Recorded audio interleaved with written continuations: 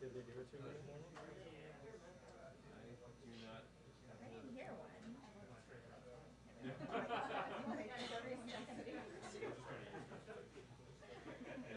I don't see one yet. No TV.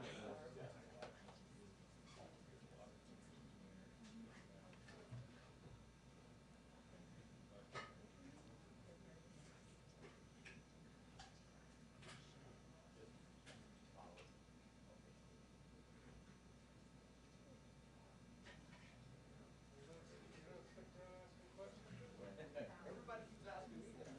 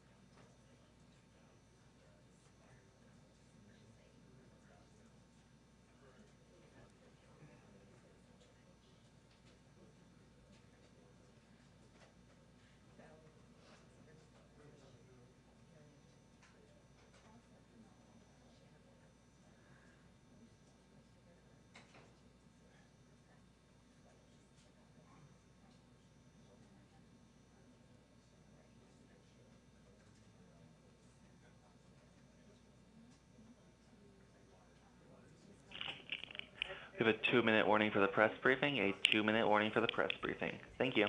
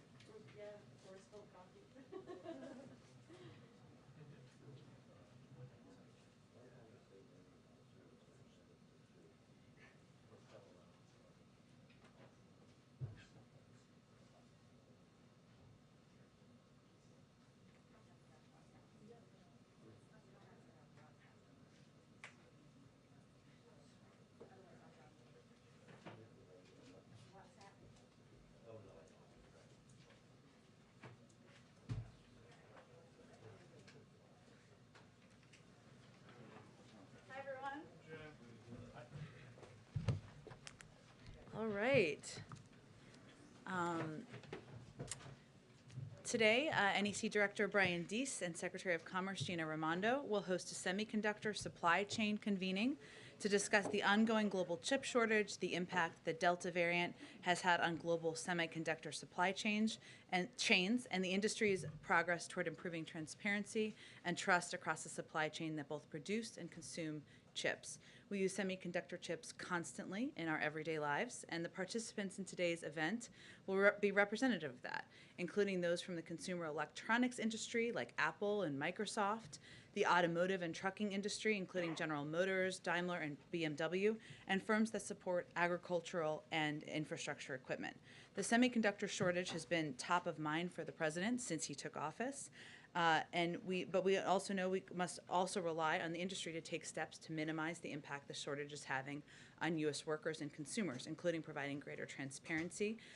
We will continue to work with Congress to fund longer-term solutions, something we've been working hard on, to expand and strengthen domestic manufacturing capacity for chips and strengthen the federal capacity to address supply chain resiliency. And we're also working with partners and allies to minimize the impact disruptions overseas have on the U.S. economy. Here we've been working with foreign governments in Southeast Asia and elsewhere to keep critical factories up and running while taking appropriate COVID precautions to support the local public health response and worker safety. Why don't you kick us off? Thanks, Jen. 2 questions, both on budget. One, Senator Schumer, as Speaker Pelosi came out and said they have agreement with the White House on a menu of options to pay for the agenda. Senator Manchin, Senator Sanders have indicated they don't know what's on that menu. Can you give us some details about what is on that menu and maybe like a rough range, maybe specific options, anything that shows that this is progress? Well, first, Josh, we certainly think it's progress, and it builds on the president's meetings he had yesterday with leadership, with moderates, with progressives, to talk about the path forward in an effort to unify members of the Democratic Party and caucus around our shared objective of lowering costs for Americans and making the tax code more fair. As Leader Schumer saw, I know you followed it closely, but for others, as Leader Schumer said, I should say, he conveyed what has been agreed to is a menu of options that will pay for whatever the agreement on the investment may look like. And so it's a menu of revenue raisers.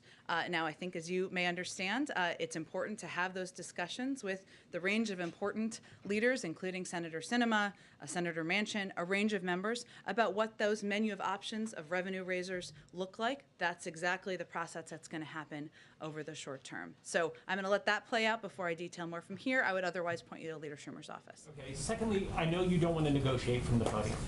I typically try not to. Exactly. But are there any items where there is unity among Democratic lawmakers in the White House, like with regard to the child tax credit, universal pre-K? Is there anything where you can say, we have agreement that we want these programs at this level? Well, I think what's important to note here, and you gave me an opportunity to do this, is there is broad unity about the importance of, again, lowering costs for Americans, whether it's child care, elder care, the cost of college, cost of pre-K, that's all part of the discussion. Child tax credit, there's broad agreement that we need to do more to address the climate crisis. There's extensive proposals both in the infrastructure package as well as in the reconciliation package. A big part of what we're talking about here, which is not a secret to all of you, are the size of the package, right? There are a range of different viewpoints on that. That's part of what the discussion is, and that will certainly impact as we look toward how we're going to unify moving forward. Go ahead. Thanks. So following up, I want a few follow-ups on the budget. I'll Sure. ask about Haiti too. So am I hearing you say that the White House at this point is okay with any of the financing options that are still on the menu?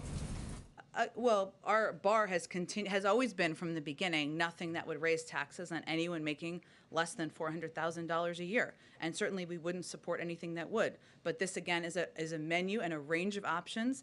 It's an important step forward, a sign of progress, but there's no question there's a lot of work ahead that will proceed over the rest of the day and the days ahead. But the president has greenlit all the choices on the menu we're talking about. Again, yes, but it's a range of options, and the next step is to have a discussion with a range of members about the path forward. And then on Haiti, we saw the U.S. Special Envoy, Daniel Foote, resigning. He had strong words. He said he would not be associated with the United States' inhumane, counterproductive decision to deport thousands of Haitian refugees.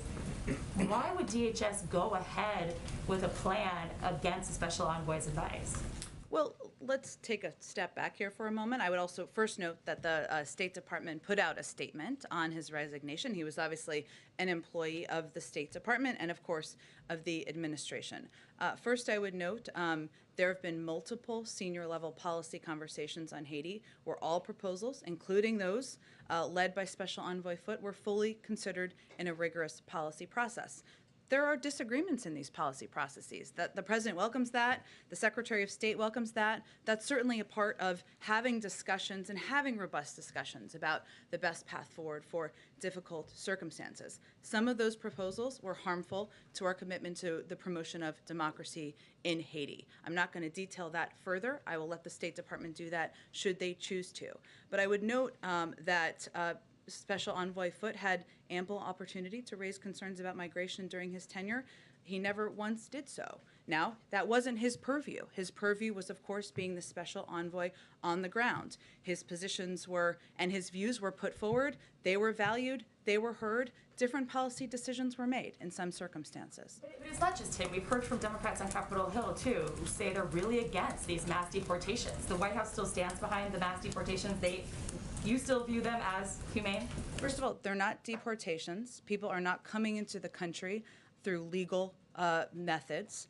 And again, our policy process has continued to be the same with Haiti as it is for anybody coming through irregular migration across our border. I'd note, as I did yesterday, that as we've applied our border restrictions, as we've applied our immigration policies, there were more than 90,000 people who departed the country, who attempted to cross our border in the month of August. That was even before we saw the horrible photos that we saw of people gathering under the bridge. There is a process that is in place as people, whether they're coming from Haiti or any part of the world, goes through.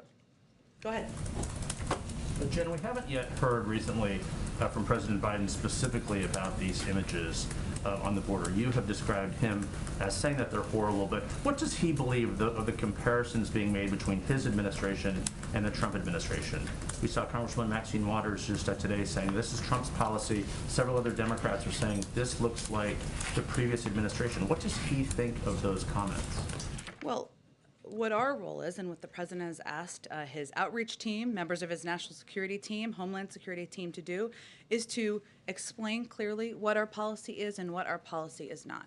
We could not see it as any more different from the policy of the prior administration, which the president feels, we all feel, was inhumane, immoral, ineffective, wasn't operationally working, and because of the dysfunction of it, we have led to a very broken system that we're dealing with today. So what he has asked all of us to convey clearly to people who are understandably have questions, are passionate, are concerned, as we are about the images that we have seen, is one, we feel those images are horrible and horrific. There is an investigation the president certainly supports, overseen by the Department of Homeland Security, which he has conveyed will happen quickly. I can also convey to you that the secretary also conveyed to civil rights leaders earlier this morning that we would no longer be using horses in Del Rio.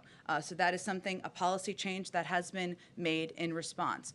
But separately, all related, it's also important for people to understand what our process and our immigration process is and what the steps are that are taken. We are still under Title 42 because we are in a global pandemic. So we are still operationalizing that. If people are not expelled under that, then they are there are a range of options. Either they are put into an alternative to detention, where biometric data is required. They are required to they are given a notice to appear, or they are put in an ICE facility. This is the process that is ongoing and has happened for every other migrant who has attempted to come irregularly across the border. If I could ask one follow-up on the budget. What is it about the nearly 5 hours of meetings yesterday that gives President Biden hope? Well, I think what gives him hope is that there is agreement about the need to do more to address costs for the American public, whether it's childcare, elder care, the cost of college, pre-K. There's also agreement that there's more that needs to be done to make our tax system more fair. There are important discussions, and certainly there are differences of opinion on what the size of the package should look like. Those are important discussions, but he felt encouraged by how constructive the conversations were. He's going to have his sleeves rolled up, and he'll be very engaged moving forward. Speaking of rolled up, what will be happening this afternoon? Who is he planning on meeting with here at the White House? We're still finalizing specifics, but I think there'll be members who we're working to see if there can be meetings at the staff level at this point as a follow-up to yesterday. At the staff level, but the president will not be meeting with lawmakers today. We'll see, Jeff. The president's always open to meeting with, discussing, communicating with lawmakers, but as yesterday is evidence of, but he just met with a broad range of members yesterday. There's a lot of work that needs to continue that can happen with senior staff members, but I don't think anything has been finalized quite yet. We're happy to keep you updated if it does. Go ahead. And I promised I would jump around today, so after you, I'll jump around and come back. Thanks, Jen. After yesterday's meeting, Senator Manchin said that the president was very straightforward with he and other attendees about what he expected of them, and that the president said, just give me a number that you can live with and what you want. But the progressives have been so clear about their number. Does he have any reason to believe they're willing to come down from $3.5 trillion? Well, this is what a negotiation looks like. This is what compromise looks like. And ultimately, the president also wants to see a robust package that will help lower costs for the American people across the country. You need the votes to get that forward. That is how the process works in Congress. This is democracy in action. So his role yesterday was meeting with a range of voices, hearing from them on what they're excited about, where they may have concerns, and trying to help be a unifier in moving the process forward. It wasn't that it ended yesterday. There's a lot of work ahead, which will proceed over the days ahead. So he does think they might come down. We'll see. He's always believed that there would need to be a potential for compromise, would need to be what everybody would have to be open to. A couple questions. Are you doing anything to expedite the process of finding Foot's replacement, given the situation in Haiti? I don't have anything to report out to you on kind of what the next steps are there. What I can reiterate to you is we have an ambassador on the ground. We have a robust presence on the ground. We have a newly installed assistant secretary for the Western Hemisphere, all of whom have experience in the region and will certainly be overseeing the policy at this point in time. Ken, want to go ahead? Just one more. Just one of his concerns that he laid out in this letter was that the Haitian government is expressing an inability to provide for the migrants that are returning there because of a lack of basic resources. DHS has said vaguely that the U.S. will provide support for those people, for the Haitian government to absorb deportees. Can you provide any specific details about that support? Sure. Well, first, let me say, because this is a question that's been asked, that we are working with the International Organization on Migration to ensure that returning Haitian migrants are met at the airport and provided immediate assistance. So that's in the most immediate. In terms of the range of assistance we've provided, let me just give you just a quick overview of what we've done sort of to date. U.S. agencies led by USAID recently provided an additional $32 million in new assistance to support earthquake response efforts and humanitarian relief. This funding builds on the USAID disaster assistance response teams. In January, we announced $75.5 million in bilateral development and health assistance for a wide range of issues for Haiti that we're still working with them, of course, on to deploy. That's a large amount of money. So I would say we're continuing to provide a range of assistance, but the recent $32 million is in response to the earthquake that happened over the summer. Go ahead, Ken. Just on the infrastructure package, just having had these lengthy meetings yesterday, does the president think the House should vote on the infrastructure bill in the beginning of next week, or does he think that there might be a benefit to waiting and delaying that?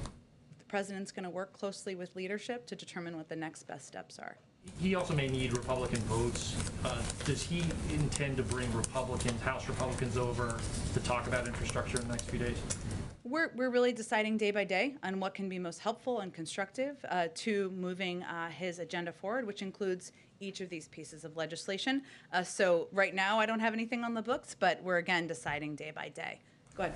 We're about a week away from the end of the fiscal year, and we understand that today's the day that the administration is going to instruct agencies to develop contingency plans for a funding lapse. I want to ask specifically about agencies within HHS, the CDC and the FDA. Years ago, in 2013, when there was a government shutdown, Tom Friedman, who then led the CDC, described that period of time as one of the worst in his tenure at the agency. 8,000 CDC staffers, he said, were furloughed. Do you expect a similar dynamic to play out if there's a shutdown this year in this pandemic, or will there be different instructions to those critical agencies now? Well, we are taking every step we can to mitigate the impacts of a potential shutdown on our pandemic response, economic recovery, or other priorities. The fact is, shutdowns are incredibly costly, disruptive, and damaging. Direct public health efforts can generally proceed during a shutdown because they're exempt, and that is certainly our intention. And large swaths of the federal government coming to a screeching halt would certainly not be beneficial to pandemic response. But we are doing everything we can to mitigate. I'd also say on the first part of your question, it's consistent with long-standing practice across many administrations for OMB to simply remind agency senior staff of the need to review and update orderly shutdown plans. This is not formal guidance being given. It's just a reminder we're 7 days out and we need to be prepared, of course, in any event of any contingency. So we see this as a routine step and one just to be prepared in any event of what could happen. It's theoretical, but would the administration be in support of, let's just say, a cutout, a CR, just for Health and Human Services or other departments that are critical to the pandemic response? I don't think I'm going to speak to that, Steve. Our objective here, there is a CR that passed. There's a debt limit that passed. Raising the debt limit that passed the House, the Senate can ask to raise both of them and to ensure there's funding for a range of government programs. Go ahead, and then I'll jump more to the back. Go ahead.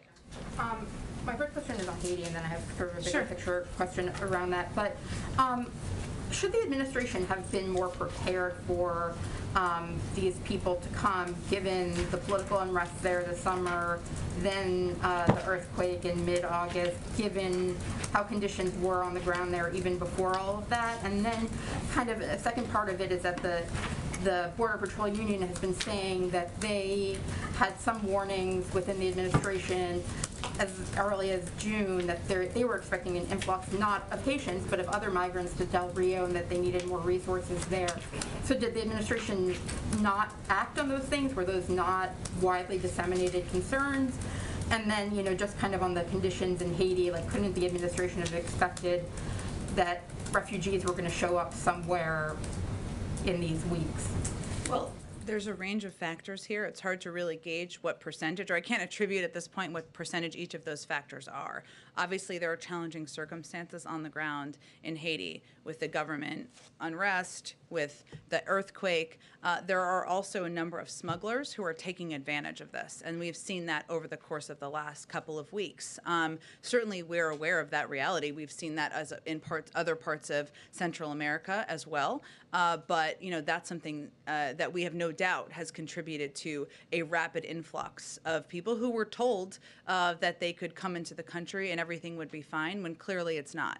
So all we can focus on at this point is what steps we're taking now to ensure there is an orderly and humane process, to ensure that people who are there are treated with dignity, that they're going through a process of being considered for the range of options, and that's what our focus is on at this point in time.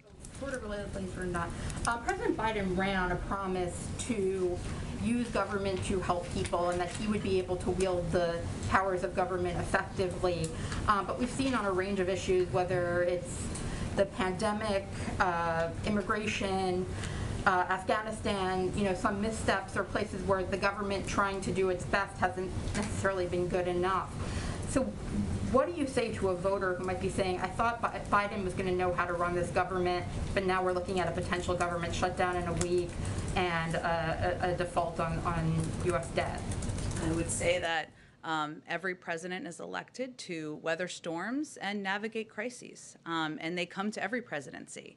And if you look at all of the things that you loaded into that question, all issues that are happening, of course, currently, the president has been clear that he wanted to end a 20-year war in Afghanistan. He did exactly that. That's something I would say the American public broadly supports. We've certainly acknowledged that there are aspects, of course, of how it was handled or how all of the events transpired that were not what we had planned for.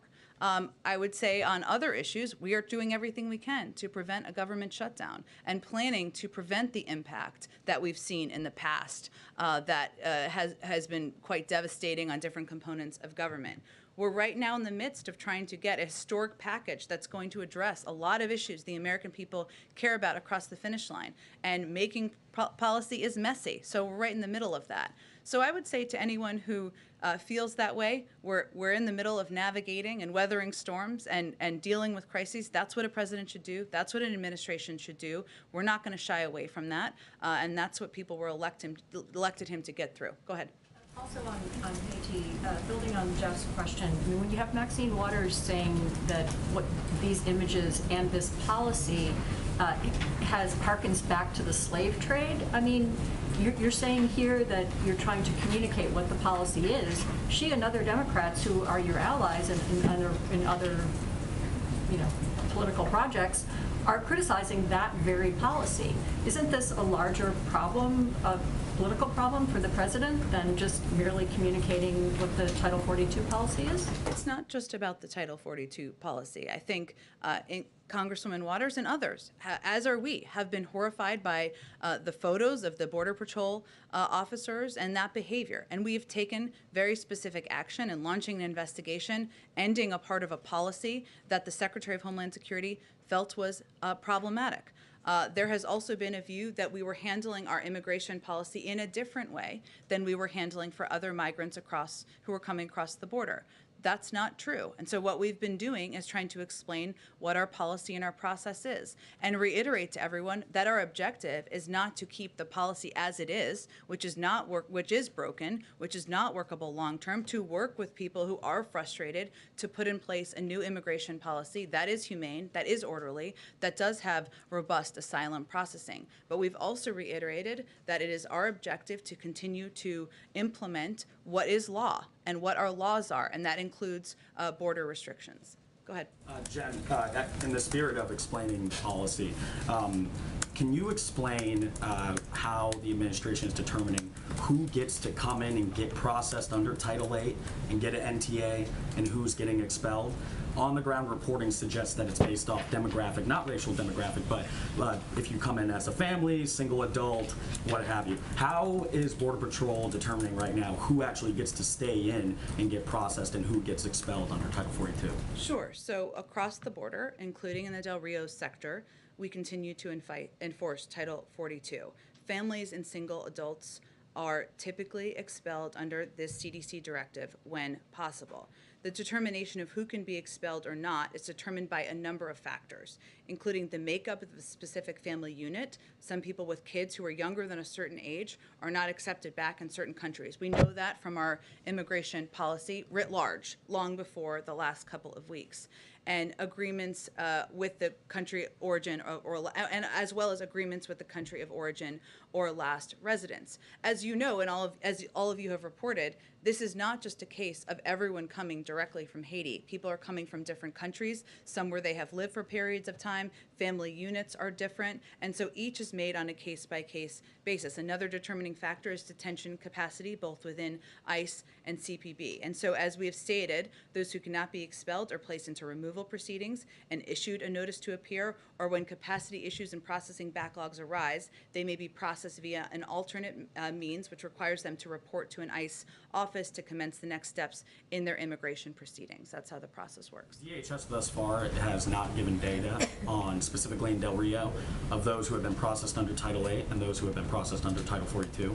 Is there any breakdown that you can provide on that? I think they did provide yesterday, and I think they're going to be providing regular updates, and certainly this is something that is under their purview. As you noted, that the department has conducted 2 repatriation flights yesterday. I'm just going to give you a little more information than you asked for, but just so everybody has it.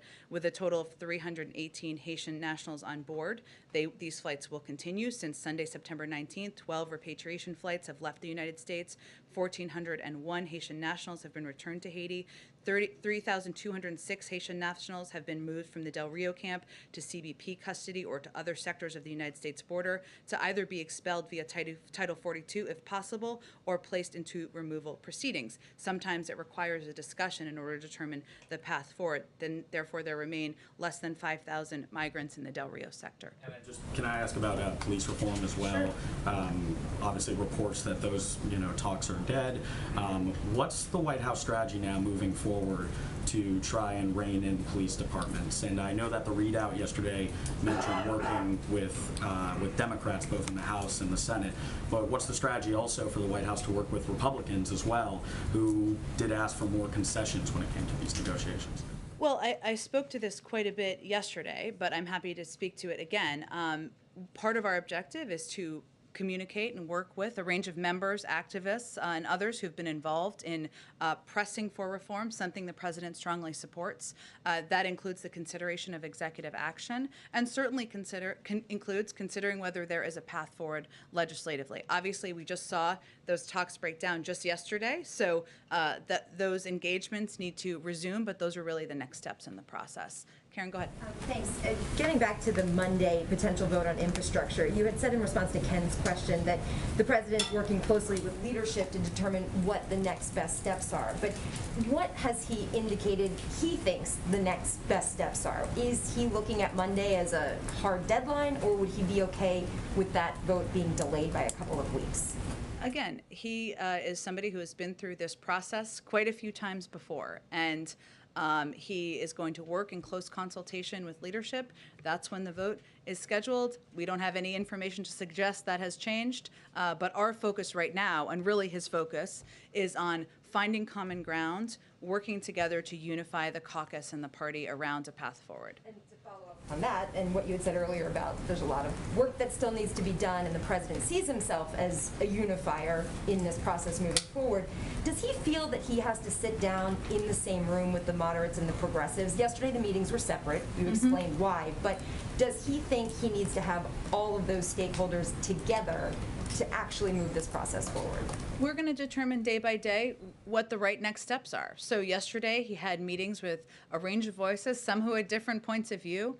That's part of who we are as a Democratic Party, part of democracy, and we'll determine day by day what the best next steps are. Today I think it's follow-up on a staff level. Kind of like a middleman then, if he's hearing from the moderates and then passing that on to the progressives. He's not the only, they're talking to each other as well. So this is just his role in hearing from all of them and playing a role that he can to unify points of view and find the next best paths forward. Go ahead, Yamiche. Hi, thanks, Jen. A couple of questions about Haiti.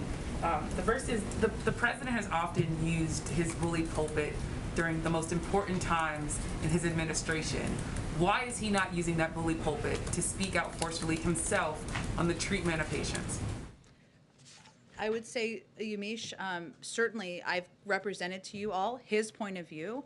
His point of view is also reflected in the actions that have been taken through the administration, including the investigation, including the change in policy. The Secretary of Homeland Security oversees these efforts and has been quite outspoken and quite visible on what steps we should take moving forward. And he certainly may still speak to it. Obviously, there's a lot of events happening here, including the UN General Assembly, COVID, and others, and I wouldn't rule that out. And just to say, respectfully, I just have a couple more questions. Everyone else got Sure. questions in. Respectfully, I understand that you are the spokesperson for the president. These are images that are traumatizing Haitian Americans that he promised to treat respectfully and with humanity. Why isn't the president telling people himself these images that people say look like slavery are wrong? Me as president, I as president, condemn them. How is he not doing that? Why is he not doing that? What are people supposed to take away from the fact that he's not at the bully pulpit himself talking about these images? Yamiche, I think people should take away that his actions make clear how horrible and horrific he thinks these images are, including an investigation, including a change of policy, including conveying clearly that this is not acceptable and he's not going to stand for this in the Biden-Harris administration. Our actions make that absolutely crystal clear, as have our engagements with a range of voices, a range of concerned advocates, members of Congress, and others who we want to communicate with, not just about our horror, but also about what our immigration policy is moving forward. Also said in his letter, he called the U.S. policy inhumane, deeply flawed. Does the president believe anything in this letter that Daniel Foote is saying rings true, has some sort of point that he believes is true? Which aspect? He called the policy toward Haiti inhumane. He said that he wasn't specific in his letter. What I noted earlier before, What I let me finish, Yamiche. What I noted earlier before is that we have taken very specific actions as it relates to the horrific photos that we're not going to stand for in this administration. I don't know if he was referring to that or something else. That's why I raised the point.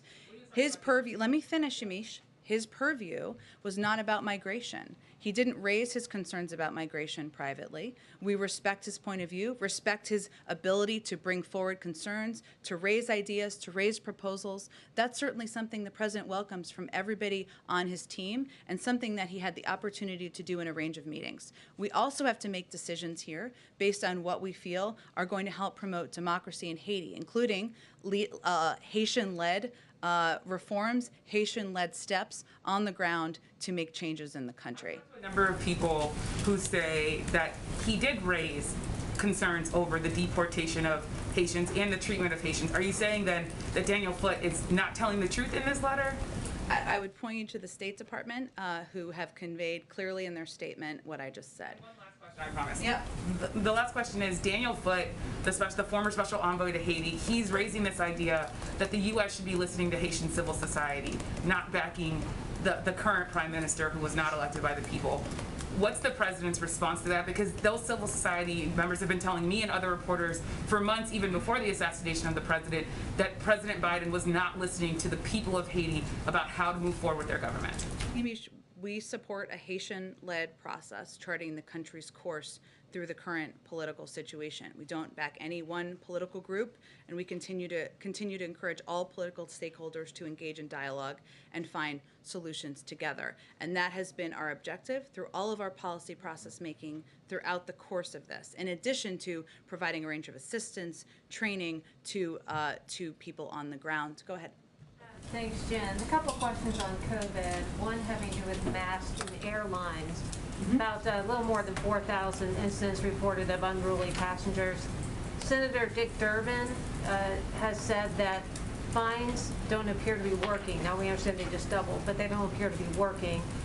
He's calling for criminal charges. Would the administration support that? That's not a policy decision we made. We obviously just announced the doubling of fines last week, and we're hopeful it will have an impact on people behaving in a safer way on flights. One more question on COVID.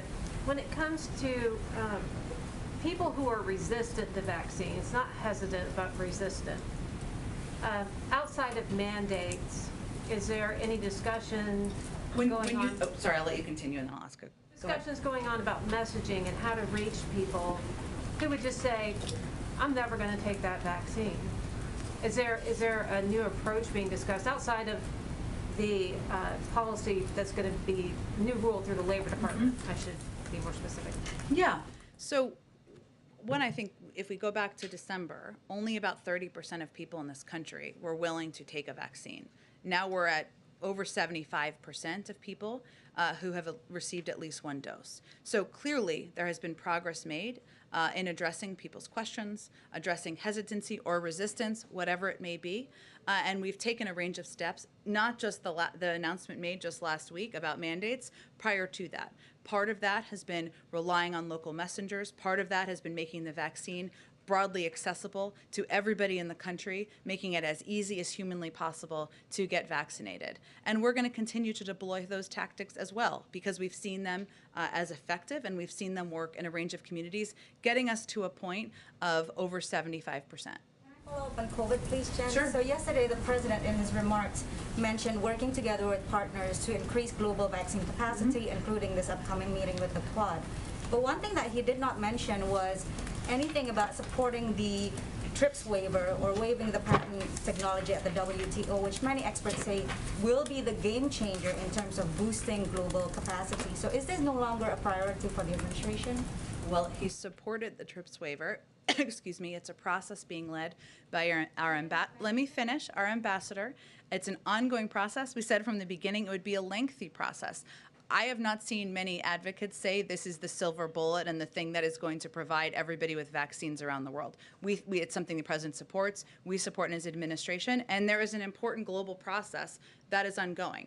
What we feel our role is also is not just providing, as the world's biggest provider of vaccines to the global community, more than every other country combined, but also working with our Quad partners to produce at least 1 billion vaccine doses, boosting vaccine manufacturing in South Africa to produce more than 500 million single-dose regimens in Africa for Africa, ensuring we're increasing capacity around the world and increasing and sharing know-how with the global community as well. All of these steps are essential, and certainly we continue to support the TRIPS waiver. I just want to get around to a bunch of people. Go ahead. Thank you, Jen. Maybe, Jen, just to clarify, yesterday DHS said that they will not be sending migrants at the Texas border to Guantanamo. But there's still conflicting media reports about this. Can you definitively clarify whether or not the administration will send migrants at the border to Guantanamo? We will not. There's never been a plan to do that. I think there was some confusion related to the Migrant Operations Center, which has been used for decades to process migrants interdicted at sea for third country resettlement. This request for information that went out publicly yesterday, which I think caused some confusion because of the timing, was posted in a typical routine first step in a contract renewal and unrelated to the southern border. Go ahead. Thank you, Jen. I have a question about the numbers that you gave and the math. So there are 15,000 migrants under the Del Rio Bridge Saturday. If you add up the ones that you say were expelled or released, it's less than 5,000. Say there's 5,000 that are still left. Where's everybody else? I'm happy to get you a more fruitful rundown for you, if helpful, from the Department of Homeland Security. Okay, and when you talk about how some of these people are being placed in removal proceedings, that does not mean removed, correct? That means they're in the process of going through a removal proceeding so that it can go through the process, our immigration process that's long been in place. We understand that basically most of these people that are going into removal proceedings are being put on either buses from Del Rio to El Paso and Laredo, or being flown to Tucson with no COVID testing unless they show symptoms. How is that helping anybody stop the spread? Again, we have a protocol and process in place as it relates to COVID in terms of testing and quarantining, and also vaccines are provided for a range of migrants by our partner organizations in the region. What is happening now is that, as I outlined yesterday, is that if individuals cannot be expelled under Title 42, they are placed in removal proceedings, as you referred to. That may require them being placed in ICE detainment facilities, or it may require being given a notice to appear, where biometric data and other data is taken. In terms of their transportation methods, I'd certainly point you to the Department of Homeland Security. But why should somebody, say, in Laredo, Texas, or El Paso, or Tucson, Arizona, have to have their chance of catching COVID go up because hundreds of miles away there is an open border? Well, there certainly is not an open border. We are continuing to employ our immigration proceedings and process and restrictions at the border, and that includes the implementation of enforcing Title 42, which is an authority, a public health authority. It includes moving people into either a process for expedited removal or removal proceedings. That is our immigration process that we are proceeding underneath. A final follow-up. You say the border is not open, but we're told by our teams on the ground, you guys are releasing pretty much all family units, couples where the woman says that she is pregnant, or single women who say that they are pregnant, and that nobody actually has to take a pregnancy test unless they want to. So Are you suggesting you don't believe when women say they're pregnant? Is that a big issue, we think, at the border? I am not in charge of keeping the border secured. Do you guys think are. pregnant women are posing a big threat to the border? You tell me. To the border communities? You Is that a tell big me. issue? You tell me. I'm not aware of pregnant women being a big issue of concern to people at the border. What I will note for you, Peter, is that, as I said earlier, there is a process if people cannot be expelled under Title 42 for a range of reasons. Some of that is because countries they came from or other countries, including Mexico, may not be accepting families with children under the age of 7. They are placed in removal proceedings. Those removal proceedings require them to either go to a detention facility or require them to go get a notice to appear, and including providing their biometric data and otherwise, so that they can be, we can ensure we know where they are, and we can ensure we know when they're going to come back. So that's what the process is. If there's a big outrage about pregnant women, I'm not tracking it. The issue is not about pregnant women. The issue is the border open or is the border closed? Because my understanding is that a lot of this is happening on this side of the border. I think you know the answer to that question, and I just conveyed clearly that we're implementing our border restrictions, including Title 42, including making clear that people who are coming through irregular migration, this is not the time to come, and they will be placed in removal proceedings. Go ahead. Hi, Jen. Yesterday, Minority Leader McConnell and Senator Scott held a news conference in which they essentially argued Democrats control the White House and both chambers of Congress, so it's completely on them to raise the debt ceiling. Do you have any response to that? And does a debt ceiling fight, does that complicate the president's ability to get his agenda passed and deal with some of these other crises he's handling? Well, let's just take a step back here. So these same Republicans, including Leader McConnell, or former Leader McConnell, no longer leader, including Senator McConnell, who felt during the Trump administration that we could absolutely not risk defaulting. That would be devastating to our economy. I can provide you the quotes. I have the receipts. He, at the same time, feels that way, or they all feel that way, but they are refusing to vote to increase the debt limit. So what are we doing here exactly? They are playing with the faith and credit of the United States Treasury. This is not a game to the president. This is our economy. This is not about partisanship. This is about doing what has been done 80 times in the past and raising the debt limit, including 3 times under the last administration, even after $2 trillion in Trump tax cuts that were unpaid for were passed. So that's my comment on that. What was the other piece of your question? Does that complicate if you have to have a debt ceiling fight, and we're going to have the economic turmoil that those fights bring on, does that complicate the ability to get some of the other things that you're working on done, reconciliation package, the dealing with COVID-19, dealing with the border, all of these things? Sure. Well, I would say in terms of the legislative agenda, our ideal would be for the Senate to vote and pass the CR that included raising the debt limit that the House passed earlier this week. Let's move on. Let's do what we've done 80 times in the past. Let's ensure that people can have confidence in the faith and credit of the United States. That would be our preference. So certainly spending time on that, having people worry about whether the government shut down, which we're working to prevent, having people, businesses, economic experts, the American people worry about the debt limit, that's not our ideal. We think we should be able to avoid that, and certainly that would allow more time to move on with the rest of the agenda, whether it's confirming nominees, getting the rest of the agenda passed, whatever it may be. And then one question on the border. You mentioned yesterday that the agents involved in the videos, they've been placed on administrative leave. You've laid out the policy changes. What repercussions, though, once an investigation is completed, could those agents face if it's determined that they had committed wrongdoing? Would they be fired? Would there be transferred? Can you just talk about some of the repercussions that after we get past the leave and the investigation? Sure.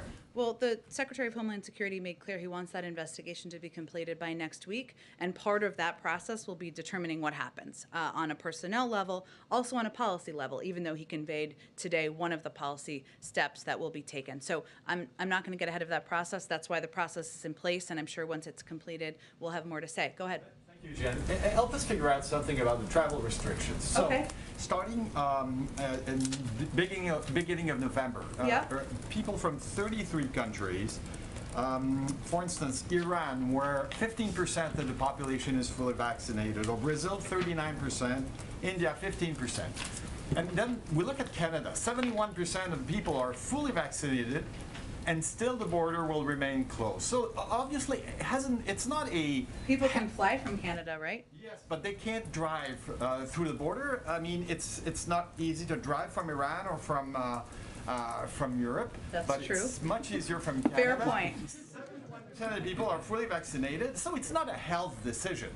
Because if it was, we would. I mean, Canada is within the first 15 country most fully vaccinated in the world. So it's not a health decision. Land restrictions, which, as you know, have been renewed through I think about October 21st, but we're continuing to evaluate and make policy decisions. I would say that it is a health decision by requiring vaccinations, and we wanted to do it in a way that was equitable. So people who are vaccinated, no matter which country they're coming from, obviously they need visas and the proper documentation, et cetera, they would be able to come to the United States through that. Land restrictions, I don't have an update for you on where that stands beyond it's been extended. We're continuing to consider additional steps. And what kind of an impact? Okay, thanks everyone. Jen, I have a question on Hunter Biden. In 2019, you tweeted it was prejudice, and so now Politico is confirming they corroborated it. Have you changed your mind?